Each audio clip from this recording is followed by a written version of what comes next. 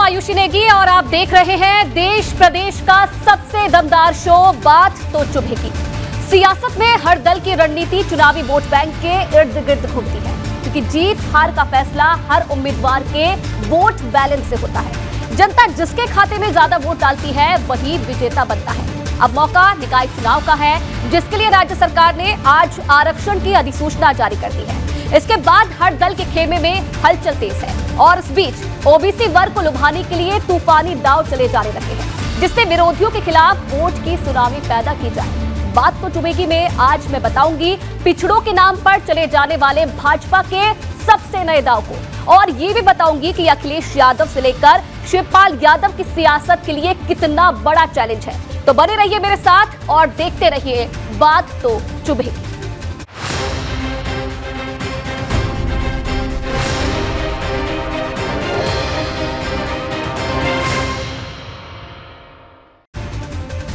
तो निकाय चुनाव की तारीखों का भले ही अभी ऐलान होना बाकी हो, लेकिन उत्तर प्रदेश की सियासी फिजा में एक बार फिर ओबीसी के नाम पर रस्साकशी तेज हो चली है। इसकी वजह भाजपा का नया अभियान है। 6 अप्रैल से 14 अप्रैल तक यानी पूरे 8 दिन भाजपा पिछड़े वोटर्स को लुभाने के लिए देश भर में तूफानी अभियान चलाने वाली है। उत्तर प्रदेश इसके केंद्र बिंदु में रहने वाला है, जहां के गांव और शहरों में बड़ी तादाद में प्रबुद्ध सम्मेलन आयोजित होंगे। इसे सीधे सीधे सपा के ओबीसी और दलित कार्ड से जोड़कर देखा जा रहा है, जिसके लिए अखिलेश इन दिनों तूफानी दौरे कर रहे हैं।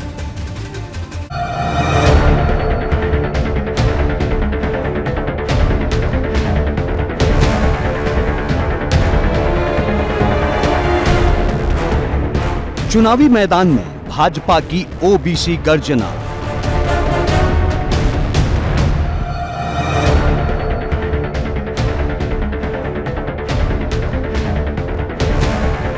निकाय चुनाव के लिए भाजपा का प्लान तय।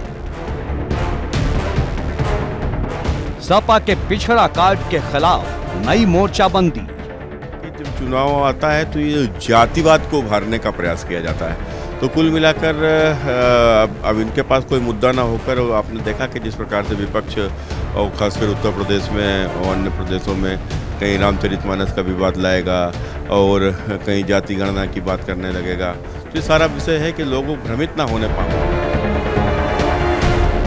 नए मुकाबले से पहले खुल गया वोट काउंटर। पिछड़ा वर्ग जो है वो अधिकांश बड़ा हिस्सा उसका जो है भाजपा के साथ में है और उन्हीं की ताकत के बल पर हम ये सारे चुनाव जीते। अखिलेश शिवपाल की मुहिम को झटका देने की तैयारी।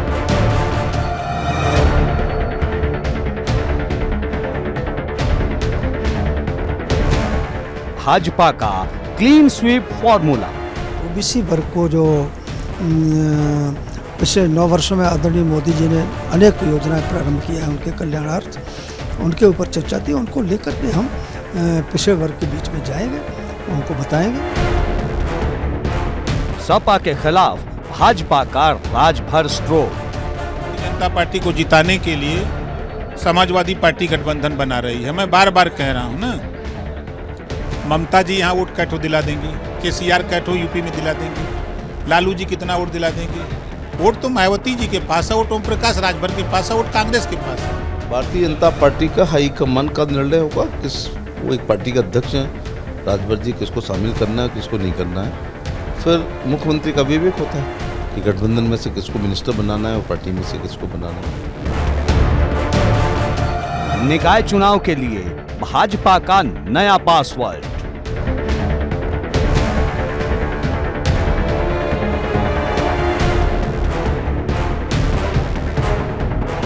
अखिलेश शिवपाल को पिछड़ा चैलेंज।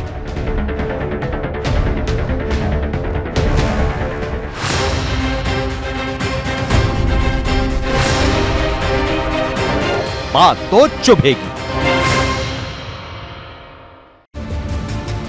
तो भाजपा अखिलेश यादव को यूपी में अपनी नई ताकत दिखाना चाहती है। वो ये साबित करना चाहती है कि यूपी में 52 मंत्रियों में से 22 का ओबीसी समाज से होना मायने रखता है।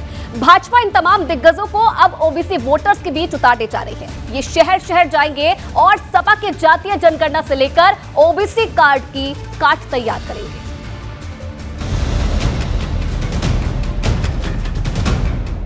यूपी में निकाय चुनाव के लिए आरक्षण की नई लिस्ट जारी हो चुकी है। नगर विकास विभाग के मंत्री ए.के. शर्मा नई लिस्ट के साथ मीडिया के सामने आए और विस्तार से पूरी जानकारी दी। बड़ी बात यह है कि नगर निगम की 6 सीटों में परिवर्तन हुए हैं। नई लिस्ट के हिसाब से आगरा की मेयर सीट अनुसूचित जाति महिला के लिए आरक्षित है, जबकि झांसी की मेयर सीट अनुसूचित जाति के लिए आरक्षित है। वहीं शाहजहांपुर और फिरोजाबाद की सीट पिछड़ा वर्ग महिला के कोटे में गई है, जबकि सहारनपुर और मेरठ की मेयर सीट से पिछड़ा वर्ग के ही प्रत्याशी उतर पाएंगे। लखनऊ, कानपुर और गाजियाबाद को महिला कोटे में रखा गया है। हमने ये कहा था कि बिना आरक्षण के, ओबीसी आरक्षण के हम चुनाव नहीं कराना चाहते हैं। उस बात को स्वीकार करते हुए माननीय सुप्रीम कोर्ट ने जल्दी आयोग की रिपोर्ट आने की सूचना दिया था। आयोग की रिपोर्ट हमें प्राप्त हो गई मार्च महीने में 9 तारीख को, और उसे हमने सुप्रीम कोर्ट में प्रस्तुत किया। सुप्रीम कोर्ट ने उसे मान्य किया और हमें शीघ्र चुनाव की प्रक्रिया में आगे बढ़ने का हमें आदेश किया। सरकार ने आरक्षण को लेकर ड्राफ्ट नोटिफिकेशन जारी कर दिया है। इस पर 6 अप्रैल तक आपत्ति दर्ज कराई जा सकेगी। 17 नगर निगमों में से 8 सीटें ऐसी हैं जो अनारक्षित रखी गई हैं।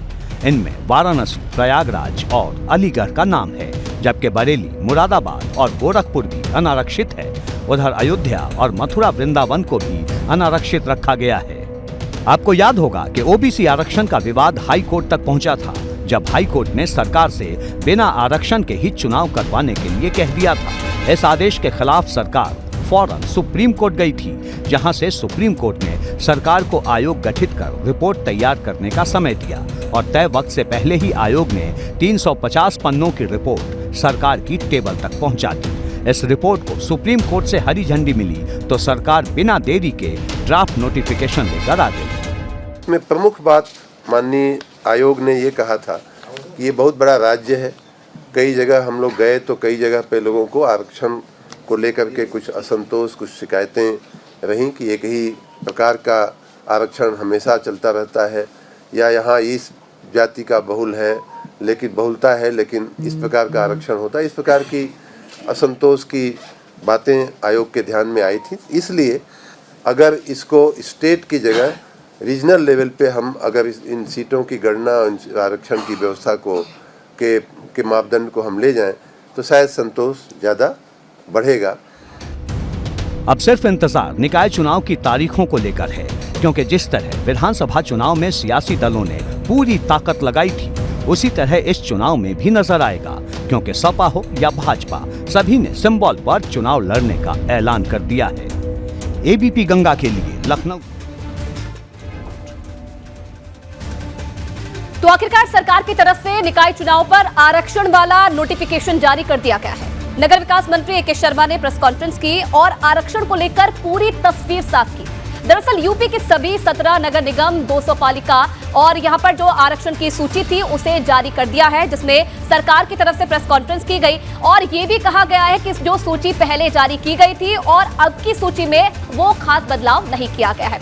तो देखिए, भाजपा अखिलेश यादव को यूपी में अपनी नई ताकत दिखाना चाहती है। वो ये साबित करना चाहती है कि यूपी में 52 मंत्रियों में से 22 का ओबीसी समाज से होना काफी मायने रखता है।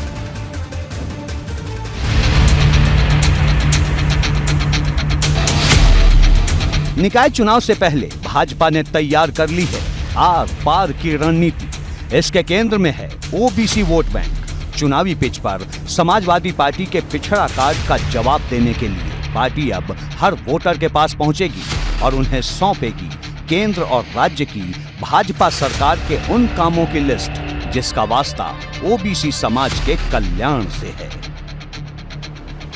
भाजपा का ये महाअभियान राष्ट्रीय स्तर का है। शुरुआत हरियाणा के मानेसर से होने वाली है, तो यूपी में इसे हर गांव तक पहुंचाने के लिए बड़े स्तर की रणनीति तैयार है। 6 अप्रैल को भाजपा के स्थापना दिवस से 14 अप्रैल तक पूरे देश में ओबीसी वोटरों के बीच पैठ बढ़ाने के लिए महाअभियान शुरू किया जाएगा। 6 अप्रैल को पीएम मोदी खुद इस अभियान की शुरुआत करेंगे। इसका नारा होगा, गांव गांव चलो, घर घर चलो। इस अभियान को सामाजिक सप्ताह का नाम दिया गया है। पार्टी ने इसका पोस्टर भी जारी कर दिया है। यूपी में पिछले साल के विधानसभा चुनाव में ओबीसी मोर्चा के जातीय सम्मेलनों की बड़ी भूमिका थी और एक बार फिर पुराने फॉर्मूले के दम पर भाजपा कामयाबी की नई रेस लगाने की तैयारी में है।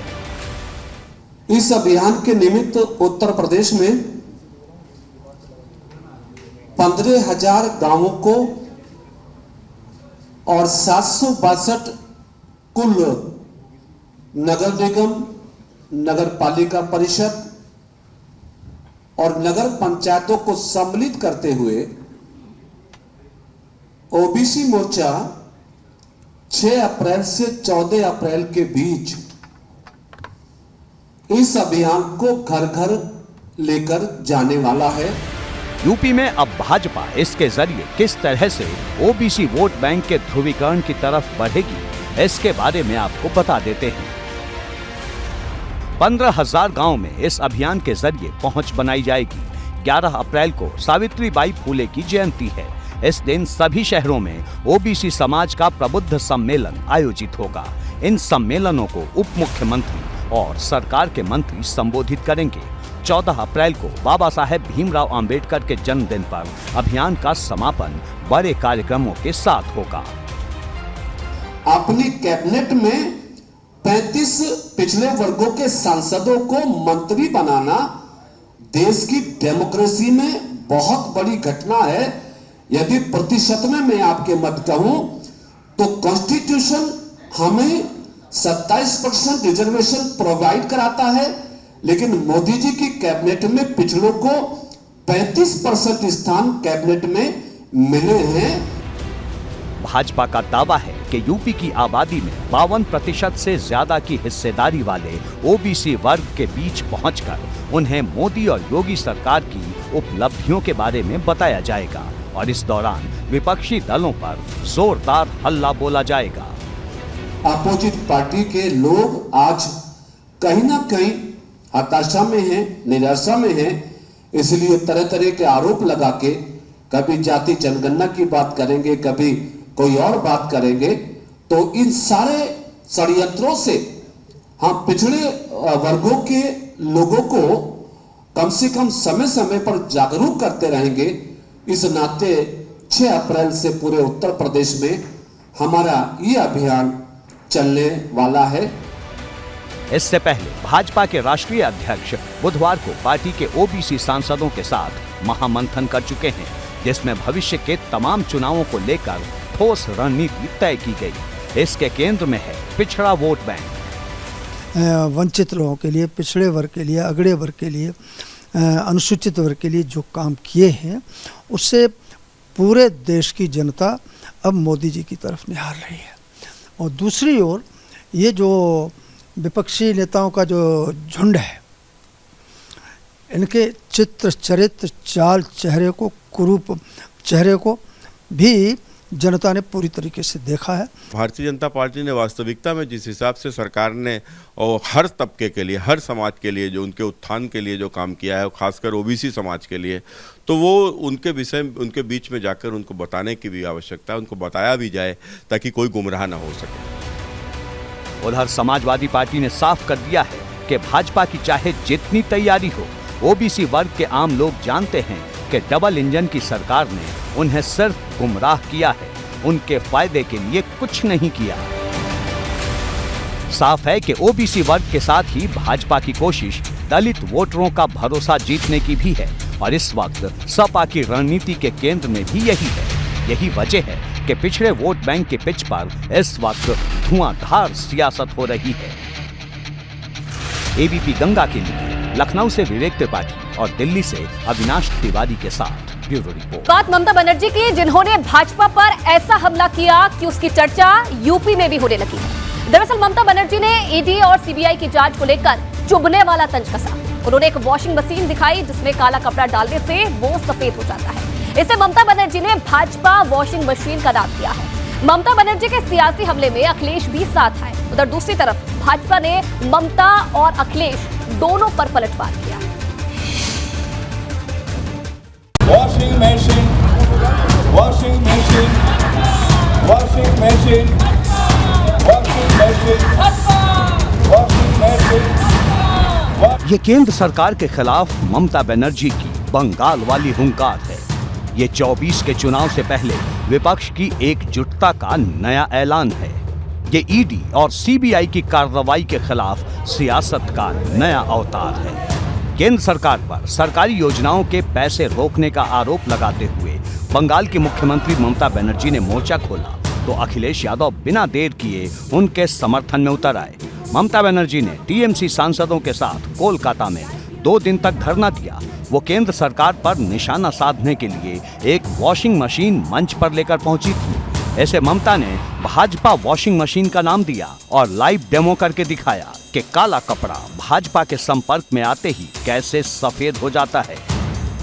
washing machine, washing machine, washing machine, washing machine, washing machine, washing machine, washing machine, washing machine, washing machine, washing machine, washing machine, washing machine, washing machine. दरअसल ममता बनर्जी ये बताने की कोशिश कर रही थी कि ईडी और सीबीआई की कार्रवाई सिर्फ विपक्षी दलों के नेताओं पर एक तय लक्ष्य के साथ हो रही है और भाजपा में जो नेता शामिल होता है वो बेदाग हो जाता है।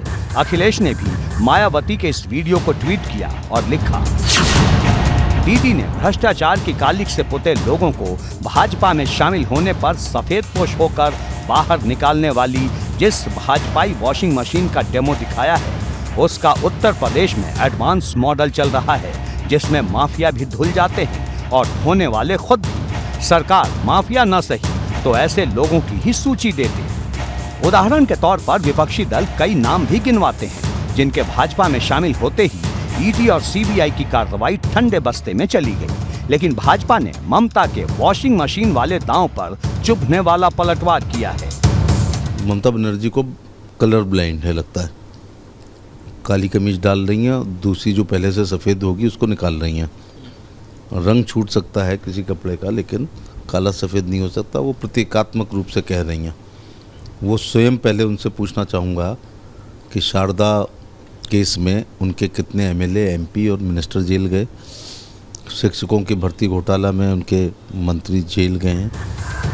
ममता का वॉशिंग मशीन वाला तंज कसना और अखिलेश का उसे रीट्वीट करना कई सियासी संदेश भी देता है। इससे पहले जब सपा की राष्ट्रीय कार्यकारिणी की बैठक कोलकाता में हुई थी तब अखिलेश ने ममता बनर्जी से मुलाकात की थी और उनसे तीसरे मोर्चे का नेतृत्व करने को कहा था। इस बार ममता का जवाब आया और विपक्षी दलों को एकजुट होने का संदेश मिला। राहुल गांधी की सदस्यता जाने के बाद सियासी समीकरण थोड़े से बदले हुए नजर आ रहे हैं। अब सवाल ये बड़ा हो गया है कि क्या भाजपा विरोधी क्षेत्रीय दल तीसरे मोर्चे की बात छोड़कर कांग्रेस के साथ एक मंच पर खड़े होंगे। एबीपी गंगा के लिए ब्यूरो रिपोर्ट। वहीं ओम प्रकाश राजभर एक बार फिर से अपनी जलेबी पॉलिटिक्स से नया खेला करने के संकेत दे रहे हैं। उनसे आज परिवहन मंत्री दयाशंकर सिंह ने मुलाकात की तो ये चर्चा गर्म हो गई कि क्या सुभाषपा जल्द भाजपा के साथ आने वाली है। जब ये सवाल राजभर से पूछा गया तो उन्होंने बेहद दिलचस्प जवाब दिया। राजभर ने कहा कि मंत्री के साथ उन्होंने अपने इलाके में एक बस स्टॉप के लिए बात की तो दयाशंकर सिंह ने इसे चाय पर शिष्टाचार वाली चर्चा करार दिया। भले ही दोनों नेताओं ने भविष्य की सियासत के पत्ते पर सस्पेंस बनाकर रखा हो लेकिन इन छोटी सी मुलाकात ने चर्चा के बाजार को गर्म कर दिया।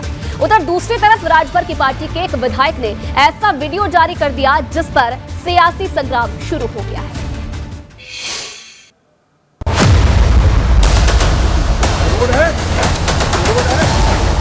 आपने उत्तर प्रदेश की सड़कों पर हवाई जहाज उतरने की खूब तस्वीरें देखी होंगी, लेकिन एक बार इस सड़क को भी ध्यान से देख लीजिए। ये भी उत्तर प्रदेश की ही एक सड़क है। ये भी विकास के नए नए आयाम गढ़ने वाले दावों की एक झलक है और ये सड़क है गाजीपुर में, जिसकी मजबूती को मिट्टी में मिलाने का वीडियो जारी किया है सुभाषपा विधायक बेदीराम ने। रोड है, कहाँ गया? ये सड़क 5 दिन पहले ही बनी थी, लेकिन सुभाषपा विधायक ने जूते की नोक से ही तथा कथित सड़क का सच 5 मिनट में सामने ला दिया। ये रोड है, ये रोड है, ये रोड है, कहाँ गया? लोक निर्माण विभाग ने इस सड़क का जाल 4.5 किलोमीटर तक बिछाया है, लेकिन जब इसकी शिकायत विधायक को मिली तो वो खुद मौके पर पहुंच गए और जूते से जब सड़क को रगड़ना शुरू किया तो मिट्टी और गिट्टी अलग अलग हो गए। अब इस वीडियो पर सियासत भी तेज है। शिवपाल यादव ने ट्वीट किया, माननीय विधायकगण सड़कों की हालत पर हैं शर्मसार। क्या लोक निर्माण की यही हकीकत है सरकार? उधर सुभाषपा के विधायक सरकार के विकास कार्यों की मिट्टी में मिली तस्वीर दिखा रहे थे तो उधर सुभाषपा अध्यक्ष ओपी राजभर हंसते मुस्कुराते निकाय चुनाव और लोकसभा चुनाव के लिए सियासी दलों के दरवाजे खटखटा रहे थे। गुरुवार को चर्चा तब तेज हो गई जब मंत्री दयाशंकर सिंह सुभाषपा के दफ्तर पहुंचे और ओपी राजभर से मुलाकात की। दोनों ने साथ चाय पी, गुप्त चर्चा हुई। बाहर आने पर मुलाकात को सामान्य बता दिया गया। देखिए, हम लोग की मुलाकात सदैव होती रहती है। हम लोगों के विधानसभा भी अगल बगल है तो हम लोग सदैव मिलते रहते, पहले भी मिलते रहते थे और अभी भी मिलते हैं। और राजनीति में तो मैंने एक दूसरे से आदमी की मुलाकात होती ही रहती है। नहीं, हम लोग की राजनीतिक चर्चा तो सदैव होती रहती है, हर मुद्दे पर चर्चा होती है। जो पहले भी जब आप हम लोग के खिलाफ में लड़ते हैं तभी चर्चा होती है। हम तो मंत्री जी के यहाँ खुद जाते हैं, ये कोई नई खबर थोड़ा है। हम आपके यहाँ जाते हैं, आप हमारे यहाँ आते हैं। हम लोग दोनों लोग एक ही अखाड़े के पहलवान हैं। फर्क कितना है कि इनका अखाड़ा दूसरा है, हमारा अखाड़ा पार्टी दूसरी है, इनकी पार्टी दूसरी है। ये आपने कहा समाज से भी हैं, हम भी समाज से भी हैं, तो दोनों लोग जनता की सेवा के लिए ही है। क्या बातें हुई सर, चर्चा क्या? कोई बातचीत नहीं, बस चाय पीना और वही एक अपनी विधानसभा में एक बस अड्डा बनाने की बात को लेकर चर्चा हो रही थी। तो वही जमीन उमीन को लेकर के कैसे हो, वो हमारे यहाँ कासिमाबाद में कट वाला है तो इनको भी सुविधा होती है, हमको भी होती है। सपा से गठबंधन टूटने के बाद से ही सुभाषपा का अगला रास्ता क्या होगा ये अब भी तक साफ नहीं है। बीच बीच में भाजपा नेताओं के साथ ओपी राजभर की मुलाकात 24 के संकेत देती जरूर है, लेकिन सियासत में तब तक कुछ नहीं कहा जा सकता जब तक किसी बात पर फाइनल मुहर न लग जाए। भारतीय जनता पार्टी का हाईकमान का निर्णय होगा। वो एक पार्टी का अध्यक्ष हैं, राजभर जी, किसको शामिल करना है किसको नहीं करना है। फिर मुख्यमंत्री का विवेक होता है कि गठबंधन में से किसको मिनिस्टर बनाना है और पार्टी में से किसको बनाना है। तो राजनीति में किसी भी संभावनाओं से इनकार नहीं किया जाता। ओपी राजभर 2017 के विधानसभा चुनाव में भाजपा के साथ थे। 2022 में उनकी दोस्ती अखिलेश यादव से हो गई और अब 2024 के रोमांचक चुनाव में राजभर किसके साथ होंगे ये या तो भविष्य के गर्त में है या फिर राजभर के मन में। एबीपी गंगा के लिए लखनऊ से विवेक त्रिपाठी के साथ ब्यूरो रिपोर्ट। बात राहुल गांधी के सरकारी आवास की, जिस पर सियासत तेज होती जा रही है। एक तरफ भाजपा नियमों के तहत कार्रवाई होने का हवाला दे रही है तो कांग्रेस ने इस मुद्दे को जनता के बीच जाकर भुनाना शुरू कर दिया है। जिस अमेठी से राहुल पिछला चुनाव हार गए थे वहां कई जगहों पर राहुल के घर वाले पोस्टर लग गए हैं। कांग्रेस नेताओं ने अपना घर राहुल के नाम से करने का ऐलान कर दिया। अमेठी में राहुल के पोस्टर लगने के बाद कई तरह से सवाल भी खड़े हो गए।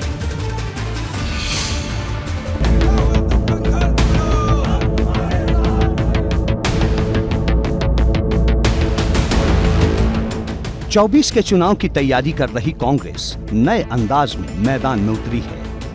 पहले राहुल गांधी की सांसदी रद्द होने पर सियासी संग्राम हुआ और जब सचिवालय से सरकारी आवास खाली करने की चिट्ठी जारी हुई तो इसे भी कांग्रेस ने सियासी हथियार बना लिया। देश भर में कांग्रेस नेताओं ने मेरा घर राहुल गांधी का घर नाम से अभियान शुरू कर दिया है, जिसकी तस्वीरें उस अमेठी से भी आ रही हैं जहां से राहुल गांधी कभी सांसद हुआ करते थे और पिछला लोकसभा चुनाव हार गए थे। अमेठी के तमाम घरों में इस अभियान के तहत चिपकाए गए पोस्टर नजर आने लगे हैं। दावा है कि आम लोगों ने भी राहुल गांधी के लिए अपना घर देने की इच्छा जताई है। पूरे अमेठी संसदीय क्षेत्र में ये पोस्टर दिख रहे हैं और सवाल ये उठने लगा है कि अगर कोर्ट से राहत मिली तो क्या राहुल फिर एक बार अमेठी से चुनाव लड़ते नजर आएंगे। मेरा घर राहुल जी के लिए है, मेरा घर राहुल जी के लिए है, मेरा घर राहुल जी के लिए है। आज से राहुल जी यहाँ आके अमेठी में हर घर में रह सकते हैं। मेरा घर आज से रजिस्ट्री आज करवा देंगे, आज से राहुल जी हमारे घर में रह सकते हैं। दरअसल राहुल गांधी को मोदी सरनेम के मामले में कोर्ट ने 2 साल की सजा सुनाई, जिसके बाद उनकी लोकसभा सदस्यता समाप्त हो गई। लोकसभा सदस्यता समाप्त होने के बाद उन्हें सरकारी बंगला खाली करने का भी नोटिस जारी हो गया और इसी नोटिस पर अब सियासत तेज हो गई है। भाजपा नेता लगातार कांग्रेस की सियासी रणनीति पर हमला बोल रहे हैं। कोर्ट ने डिसीजन दिया, गुणदोष के आधार पर स्पीकर साहब ने मेंबरशिप ली और उसी के अनुसार हाउसिंग कमेटी खाली करा रही है। सब विधि सम्मत, लेकिन अनावश्यक बेचारा बनने का प्रयास किया जा रहा है। मोदी के विरोध का सिर्फ एक कारण है कि इनकी नज़रों में इस देश का प्रधानमंत्री वही बन सकता है जो गांधी परिवार में पैदा हुआ हो। तो इसी को लेकर इन्होंने सरदार वल्लभ भाई पटेल उनको प्रधानमंत्री ने बनने नहीं दिया, नेतृत्व करने नहीं दिया। और उसके बाद आज उसी गुजरात से एक गरीब पिछड़े का बेटा, जो चाय बेचने वाले का बेटा, एक इतना गरीब परिवार का व्यक्ति यदि देश का प्रधानमंत्री बन गया तो कैसे प्रधानमंत्री बन गया? इतना तुच्छ आदमी देश का प्रधानमंत्री बन गया। तो सबसे बड़ी पीड़ा है, क्योंकि ये गांधी परिवार के बाहर सोचना ही नहीं चाहते। राहुल गांधी के पास अभी अपनी सदस्यता बचाने का वक्त है।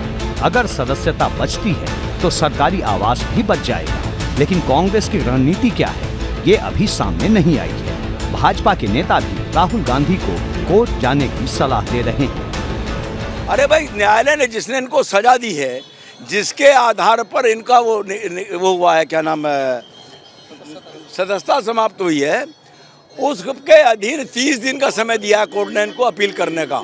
ये हाई कोर्ट क्यों नहीं जाना चाहते? ये जिला कोर्ट के निर्णय पर अगर लोकसभा निर्णय लिया, अभी मैं उदाहरण देना चाहूँगा, लक्षद्वीप के माननीय सांसद फैजल साहब की सदस्यता रद्द हुई थी, वहाँ के हाईकोर्ट ने बहाल कर दी। कल वो हाईकोर्ट आ गए संसद में। ये संसद में नहीं जाना चाहते क्योंकि मालूम है कि संसद में वही होना है जो नीचे हुआ है। राहुल गांधी सूरत की अदालत के फैसले के खिलाफ ऊपरी अदालत में कब जाते हैं ये तो देखने वाली बात है। लेकिन दूसरी तरफ पटना की अदालत ने भी राहुल गांधी को नोटिस जारी कर दिया है। कोर्ट ने राहुल से 12 अप्रैल को वहां मौजूद रहने को कहा है। दरअसल जिस मामले में सूरत कोर्ट ने राहुल गांधी को सजा सुनाई, उसी तरह के एक मामले में पटना के MP MLA कोर्ट में सुनवाई चल रही है। यहाँ भाजपा सांसद सुशील मोदी ने केस दर्ज करवाया था। एक चुनावी सभा में भाषण देते हुए उन्होंने कहा था कि सारे मोदी चोर हैं। इस मामले को लेकर मैंने भी एक मानहानि का मुकदमा पटना के CJM कोर्ट में दर्ज कर रखा है, जिसमें मैंने कहा है कि उन्होंने देश के लाखों मोदी सरनेम वाले लोगों को गालियां दी हैं, जो मोदी सरनेम रखने वाले जो पिछड़े समाज के लोग हैं उनको अपमानित किया है। और इस मामले में 6 जुलाई 2019 को राहुल गांधी को पटना के कोर्ट के अंदर सरेंडर करना पड़ा था। राहुल गांधी ने मोदी सरनेम वाला भाषण 2019 के लोकसभा चुनाव में दिया था, जिसका फैसला 2024 के चुनाव से पहले सियासी संग्राम छेड़ गया है। ABP गंगा के लिए ब्यूरो रिपोर्ट। रामपुर की सियासत एक बार फिर से सरगर्म है। जिले की स्वार विधानसभा सीट पर उपचुनाव के नाम पर सपा के खेमे में सबसे ज्यादा हलचल है। यहां पार्टी का एक गुट आजम के किसी करीबी को मैदान में उतारने के खिलाफ है। पार्टी नेताओं के मन की बात अब खुलकर सामने आ रही है। तो वहीं आजम खान का परिवार खामोश है। ना तो आजम कुछ बोल रहे हैं और ना ही उनके बेटे और स्वार सीट से विधायक रहे अब्दुल्ला आजम। ऐसे में सस्पेंस बढ़ता जा रहा है।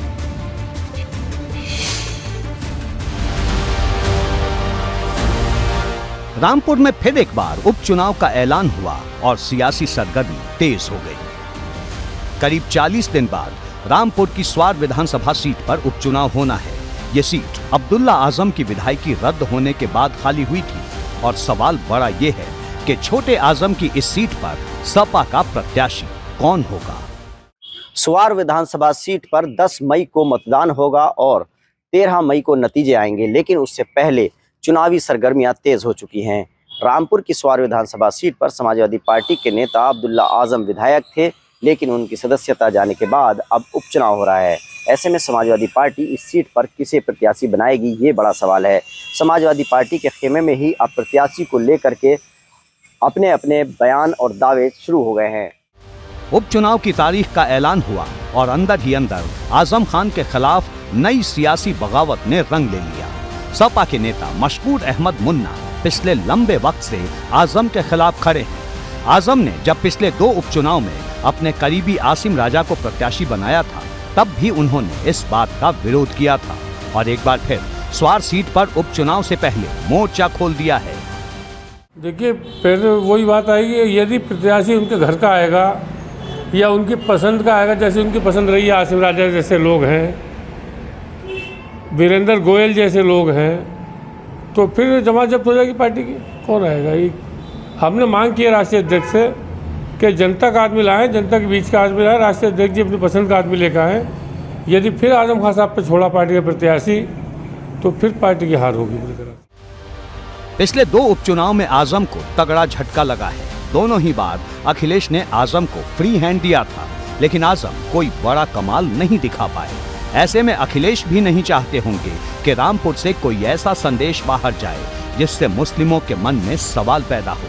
अब सबकी नजर इस बात पर है कि स्वार सीट से सपा के किस सिपाही को मैदान में उतारा जाएगा। रामपुर में आजम खान 2 उपचुनाव में अपनी पसंद के प्रत्याशी आसिम राजा को खड़ा करके समाजवादी पार्टी की दोनों सीटें गंवा चुके हैं। यानी पहले लोकसभा उपचुनाव में उन्होंने आसिम राजा को प्रत्याशी बनाया और चुनाव हार गए। दूसरी बार विधानसभा उपचुनाव में आजम खान ने आसिम राजा को फिर से प्रत्याशी बनाया और समाजवादी पार्टी चुनाव हार गई। इसके बाद अब समाजवादी पार्टी में बगावत आजम खान के खिलाफ शुरू हो गई है। स्थानीय सपा नेता मशकूर अहमद मुन्ना ने पहले ही चेतावनी दे दी है कि अगर आजम के किसी करीबी को सपा टिकट देती है तो इसका अंजाम ठीक नहीं होगा। अब नजरें अखिलेश पर हैं कि वो क्या फैसला लेते हैं। एबीपी गंगा के लिए रामपुर से उबैदुर रहमान की रिपोर्ट। तो अतीक अहमद को उम्र कैद होने के बाद प्रयागराज में कई बदलाव दिखाई देने लगे हैं। सूत्र बता रहे हैं कि अतीक की पत्नी शाइस्ता परवीन को बड़ा झटका लगने वाला है। खबर ये भी है कि बसपा शाइस्ता परवीन से मेयर का टिकट वापस ले सकती है। शाइस्ता परवीन प्रयागराज शूटआउट में नामजद आरोपी है और अतीक को सजा होने के बाद मायावती कोई रिस्क नहीं लेना चाहती। सूत्र ये बता रहे हैं कि बहुत जल्द बसपा की तरफ से इसका औपचारिक ऐलान भी कर दिया जाएगा।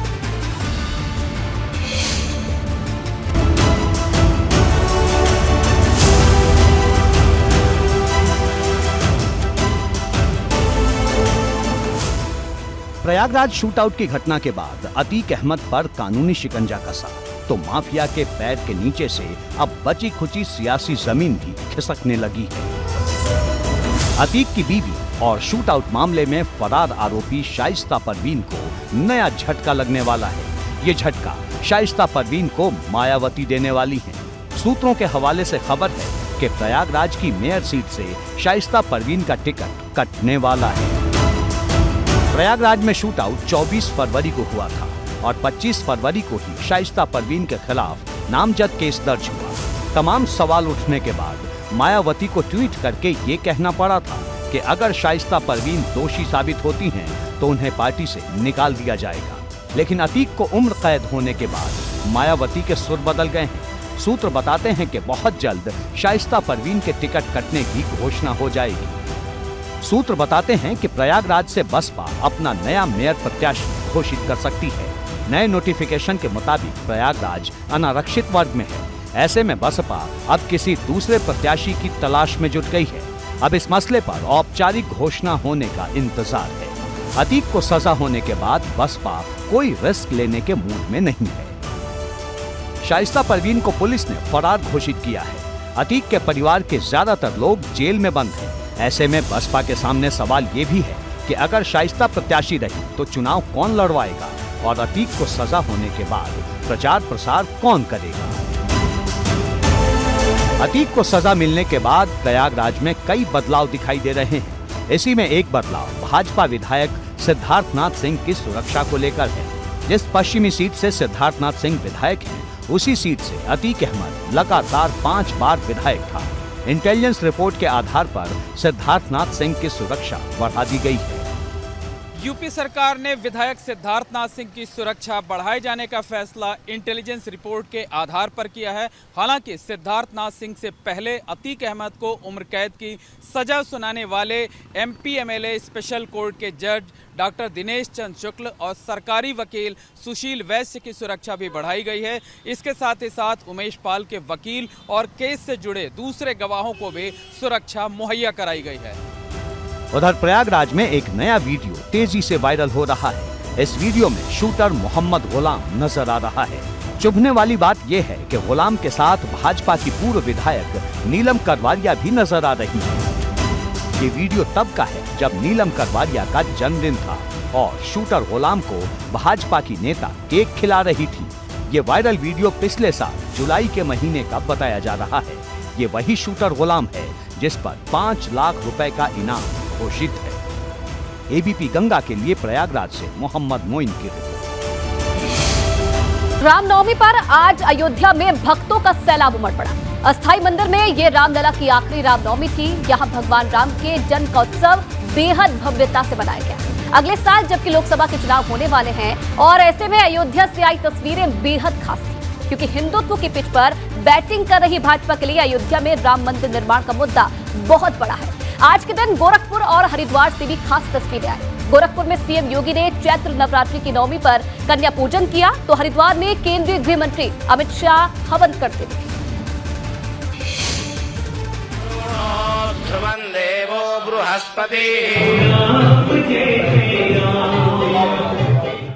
महानवमी पर आई ये तस्वीरें कई संकेत देने वाली हैं। अयोध्या में रामनवमी पर भक्तों का सैलाब उमड़ पड़ा। रामलला अगले साल भव्य मंदिर में विराजमान होने वाले हैं। उससे पहले ये आखिरी रामनवमी थी, इसलिए ये मौका खास था। वहीं गोरखपुर में सीएम योगी ने महानवमी पर कन्या पूजन किया। अयोध्या की बात करें तो पूरी रामनगरी उल्लास में डूबी थी। रामलला के प्रकट होने की इस शुभ तारीख पर दर्शन के लिए देश भर से लाखों श्रद्धालु यहाँ पहुंचे थे। सबकी एक ही ख्वाहिश थी, रामलला के दर्शन की। रामनवमी के अवसर पर आज प्रभु राम की नगरी अयोध्या में भव्य नजारा देखने को मिला। 25 लाख से अधिक श्रद्धालु आज प्रभु राम की नगरी में पधारे और ये कहा जा रहा है कि पहले भी यहाँ पर रामनवमी के अवसर पर श्रद्धालुओं को तांता लगता था, लेकिन जब से भव्य राम मंदिर का निर्माण शुरू हुआ उसके बाद ये भक्तों की भीड़ लगातार बढ़ती जा रही है। अस्थाई मंदिर में विराजमान रामलला का खास श्रृंगार किया गया था। शोभा देखते ही बन रही थी। इनके दर्शन के लिए भक्तों का तांता लगा था। रामनवमी से लेकर अब अगले साल की संक्रांति तक अयोध्या बड़े बदलाव की गवाह बनने जा रही है। यहाँ चल रहे विशाल निर्माण कार्य तेजी से आगे बढ़ रहे हैं, जिससे तीर्थ नगरी का पूरी तरह कायाकल्प होने वाला है। एक तरफ रामनगरी अयोध्या में भव्य राम मंदिर का निर्माण कार्य जोर शोर के साथ तेजी से चल रहा है, तो वहीं दूसरी ओर अयोध्या नगरी के समग्र विकास को लेकर भी तेजी से काम किया जा रहा है। आप देख सकते हैं कि किस तरह से अयोध्या में इस समय सड़कों के चौड़ीकरण का जो काम है उसको किया जा रहा है, क्योंकि जैसे जैसे राम मंदिर का निर्माण कार्य तेज हो रहा है, जब से राम मंदिर का निर्माण कार्य बल्कि कहीं शुरू हुआ है, तब से रामनगरी अयोध्या में जो भक्त हैं, जो श्रद्धालु हैं, उनके आने की संख्या भी काफी ज्यादा बढ़ी है। 2024 के चुनाव को लेकर भी अयोध्या केंद्र में रहने वाला है। पीएम मोदी और सीएम योगी के ड्रीम प्रोजेक्ट पर यहाँ सबसे तेजी से काम चल रहा है। आप देख सकते हैं इस समय जो ये रास्ता है जो हनुमानगढ़ी के लिए जाता है, जो रास्ता आगे रामलला के लिए जाता है, इस पूरे रास्ते के चौड़ीकरण का काम किया जा रहा है। और आप देखिए जो चौड़ीकरण के लिए यहाँ पर तमाम ये जो घर और दुकानें थे, इनको भी आगे का काफी हिस्सा जो है उसको तोड़ा गया है। साथ ही यहाँ पर नाले के निर्माण का काम, उसके अलावा सड़क के चौड़ीकरण का काम, ये सारे काम तेजी के साथ किए जा रहे हैं। रामनवमी के मौके पर तमाम दलों के नेताओं ने आम लोगों को शुभकामनाएं दी।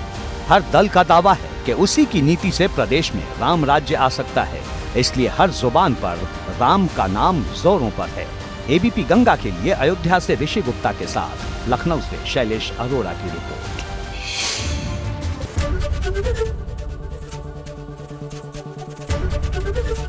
एबीपी गंगा, खबर आपकी, जुबान आपकी।